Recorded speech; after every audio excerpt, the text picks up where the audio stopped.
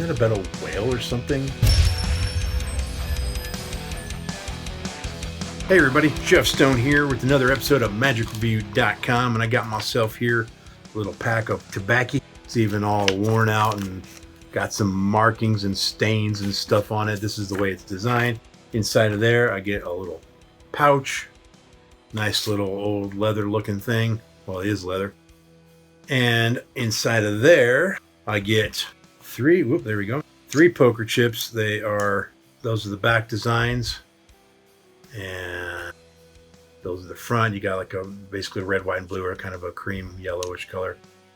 And then you lastly have a little paper, or it's like a card that has a prediction printed on it. That is everything you get, and it's $40. Plus you get the YouTube tutorial. I think it's $40. Let me just double check that for y'all. It is $39, right? The idea is to carry it in this pouch and do the routine. So what's the routine? What's the effect? Well, there's a story. Go watch the trailer because it has the story in there. And I've performed this a couple of times just kind of with the guys, not with really any presentation, but just kind of going through the motions just to sort of get some feedback on it.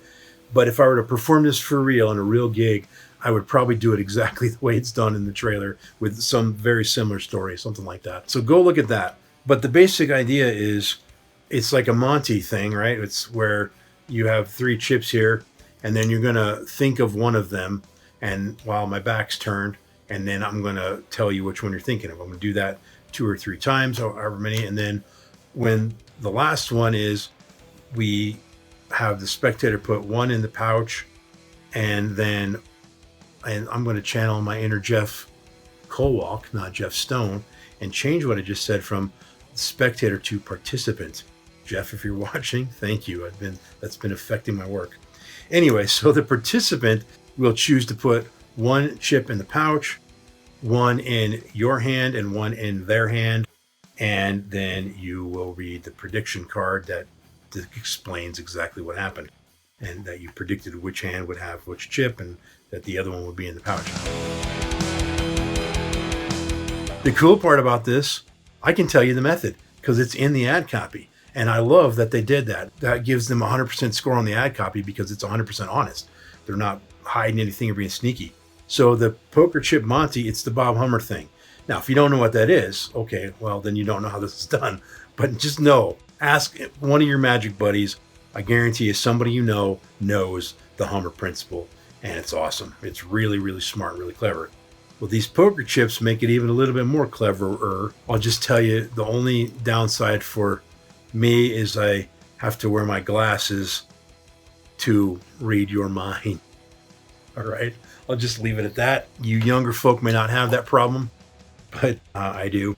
So that's part 1.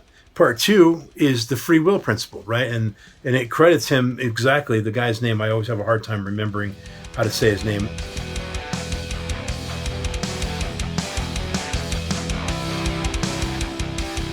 The free will principle is how you do the thing with one's in the pouch and one's in each person's hand. The Bob Hummer's Mathematical Monty, which I believe if you have the Flim Flam Bob Farmer's book right over there, or somewhere right there, I'm pretty sure there's a bunch of Hummer Monty stuff in there. You can find it in other places too.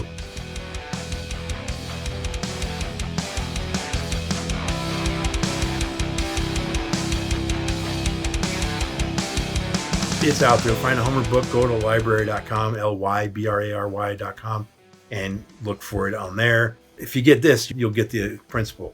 I'll just tell you this. There's some extra little added things in here that make that Hummer thing way more deceptive, in my opinion. Second thing, the free will principle. I have a love-hate relationship with that thing. I've tried a couple different variants of it. One of my favorites, John Bannon's, I believe it's called Free Willy, I think is what he called it. And I like it. And he had a good presentational hook that made the final reading of the prediction make some sense, that sort of masks the free will principle. But I still got called out on it more than I wanted to be. So I didn't. And I know that I could maybe change my wording or whatever. But so I've kind of given up on it.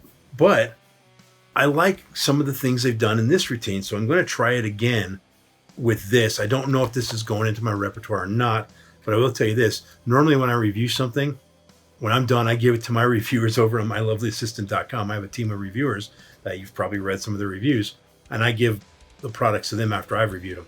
They're not getting this one. I'm keeping this, right? So that tells you something. But for now, for your customer's sake, for your daughter's sake, you might want to think about buying a quality product from me. So anyway, $40, you get the tobacco pouch to carry everything in. You get the leather wallet, the 3 chips, the prediction. You get the video instruction by Liam Montier, and his instruction videos are always awesome. And the whole thing just has a vibe that I like. I like these old, I don't know, I like stuff that looks like creepy, or like, if you know my effect, Dead Ringer. It's from the same era that this trick would have taken place. And I just like creepy things like that, or things that are old or whatever. I don't know why. It's something wrong with my brain, probably. Who knows why? Anywho, shut up, Jeff.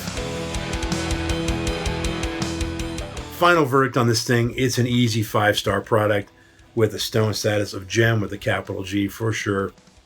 And I think that I've answered everything. If you have any questions, I know it's quick. The good products are always short reviews, and I always feel like maybe I missed something.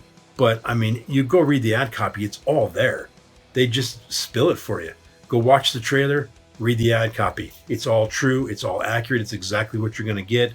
And you've seen what the props look like. These are wooden little chips here. And I gave you the one little piece of advice that you might need, depending on your stage in life. The end. 5-star stone status of gem. So you know what that means, folks. It's time for you to like, subscribe, comment, share, buy me a Diet Dr. Pepper, and listen to the random iTunes song of the moment, which today made in 2 minutes to midnight. I don't want to get copyrighted. I don't think Bruce is after me, but he might be. So I'm sure if you're a Maiden fan, you know this song. Well, you got to remember, when I became a Maiden fan, I was very young. In fact, when I first heard 2 minutes to midnight, it was the year it came out, which was mid-'80s, late 80s, something like that. And the lyrics are a little scary if you don't know what they're talking about. And I didn't know what they were talking about. But now, as an older man, I don't know if I'm grown or not, or matured or not, but as an older man, I've learned about the doomsday clock. That's what that song's about.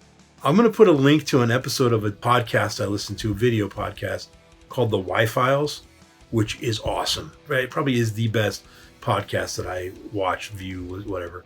And it's all about this doomsday clock. I don't think that he knows he's quoting an Iron Maiden song, but he brings up the 2 minutes to midnight thing and what all that means. And that's what Iron Maiden was singing about here. So fascinating. I love their songs like that have some sort of story or history, actual events or whatever. 2 minutes to midnight, Iron Maiden. All right, folks. That's it for this one. Tune in next time where we get to take a look at... That's it for today, folks. We'll see you then. Peace out.